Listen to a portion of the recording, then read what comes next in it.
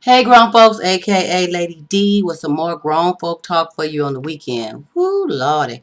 I'm up here. I was cold, but now it's getting kind of hot. But I'm going to keep on this thing here until we get done.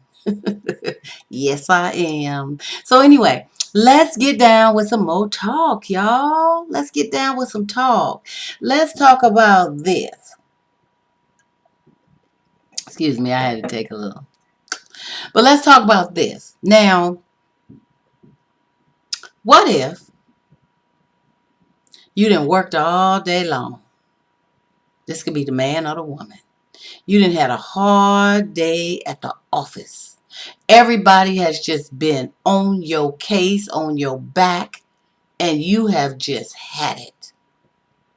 So on the way home in your mindset, you're saying, oh my goodness, I hope when I get home, my boo, it's going to be cool. It's going to be all good.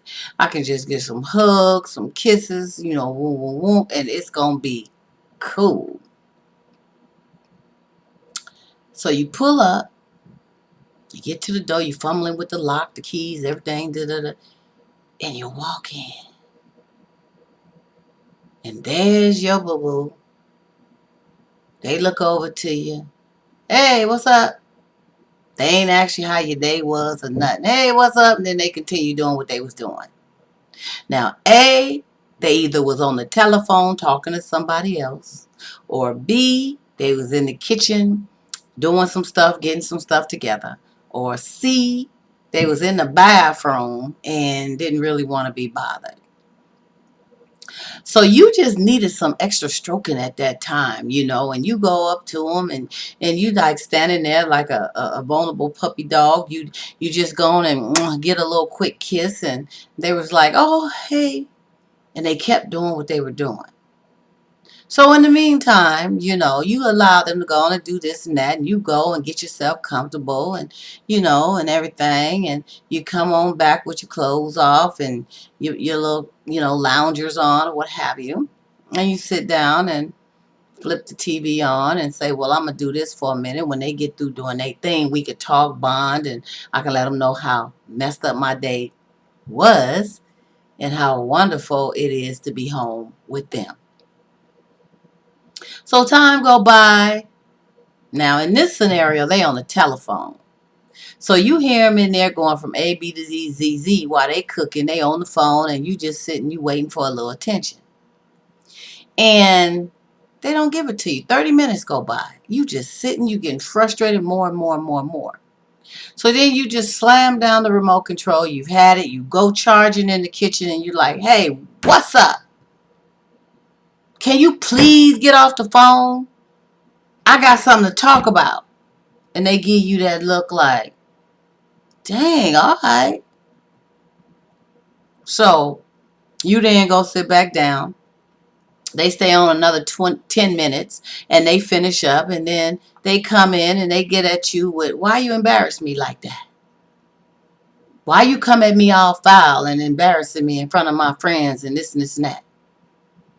And you look at them like, are they serious?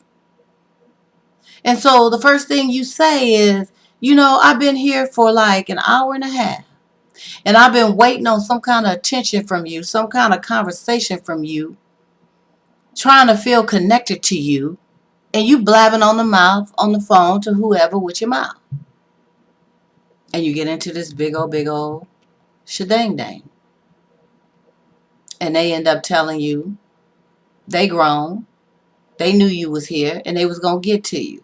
You came in when they was busy and you tripping. And if you don't like it, leave.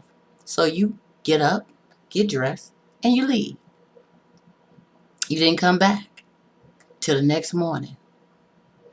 And then they went off and told you that you had to leave for good. Now tell me, grown folks, in a scenario such as that, who was out of pocket?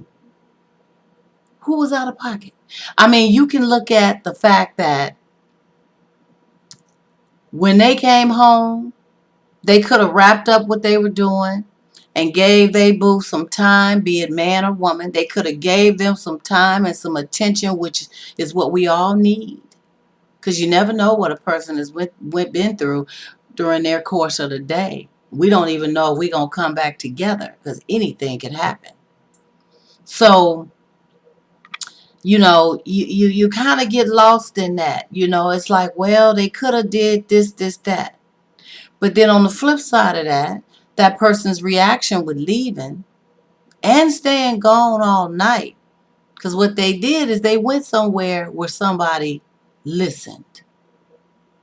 So that's a whole nother subject. But were they wrong in doing that? Were they out of pocket for just getting that puffed up and mad that they left? And how do you strike that kind of balance? I mean, we can't force somebody to do certain things in a relationship. We can't force them to feel and think and react in certain ways. Only thing we could do is give them what and who we are, and hope that it's reciprocated. But sometimes it's not in the moment and the time that we need it. And therefore, sensitivity step in, resentment starts to root, and then you got a big mess. So how would you deal with that? How would you have dealt with being in that situation, whether you were the one that was busy when your mate came home, or you were the one that was being pushed off when you came home? How would you deal with that? Is that really somebody, you want to, I mean, or were you being a little too sensitive due to what you were dealing with? That's something to think about. Really, though. Get back at us. We right here, grown folks. We want to know what you're thinking and how you would have handled a situation like that.